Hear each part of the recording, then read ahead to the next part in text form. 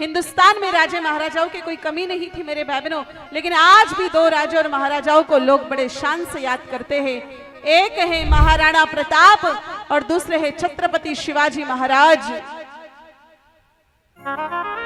ये दो राजा ऐसे हैं जिनको लोग बड़े शान से याद करते हैं। अब हिंदुस्तान के किसी भी कोने में, हिंदुस्तान ही नहीं मेरे भाई बहनों, विश्व की किसी भी कोने में चले जाओ, इन दो राजाओं को लोग बड़े शान से याद करते हैं।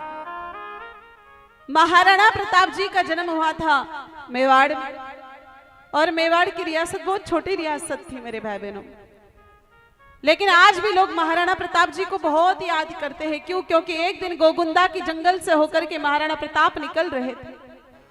रास्ते में एक शेर गौमाता के ऊपर हमला कर रहा था।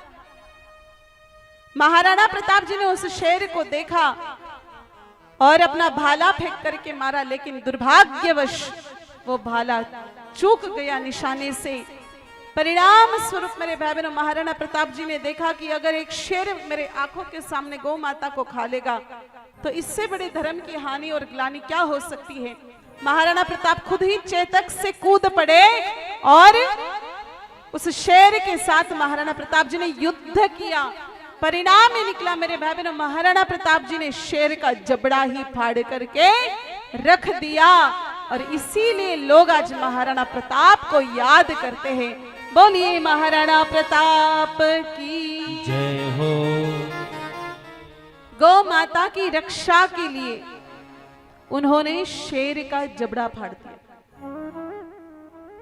और दूसरे छत्रपति शिवाजी महाराज, मात्र 8 वर्ष की आयु थी मेरे भाई बहनों, और कुछ कसाई गौ माता को काटने के लिए ले जा रहे थे। छत्रपति शिवाजी महाराज घोड़े पर बैठ करके निजाम के पास जा रहे थे उनके पिताजी के साथ में। 8 साल के शिवा ने देखा कि एक विधर्मी गौ माता को काटने के लिए ले जा रहा है, और मैं कैसे देख सकता हूं। 8 साल के शिवाजी महाराज, आज की आयु में जो बच्चे मेरे भाई बहनों मोबाइल की दुनिया से बाहर निकलने को तैयार नहीं है, 8 साल के बच्चे हमारे, जिनको यही तक नहीं पता कि भगवान श्री कृष्ण का जन्म कहाँ हुआ, हमारे 8 साल के बच्चे जिनको यही नहीं पता कि हनुमान चालीसा क्या चीज होती है, हमारे 8 साल के बच्चे जिनको यही नहीं पता कि गीता जी क्या है।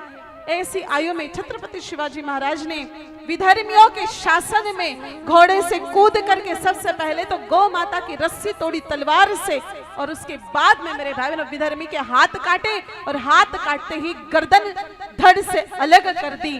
और इसीलिए तो लोग छत्रपति शिवाजी महाराज को भी याद करते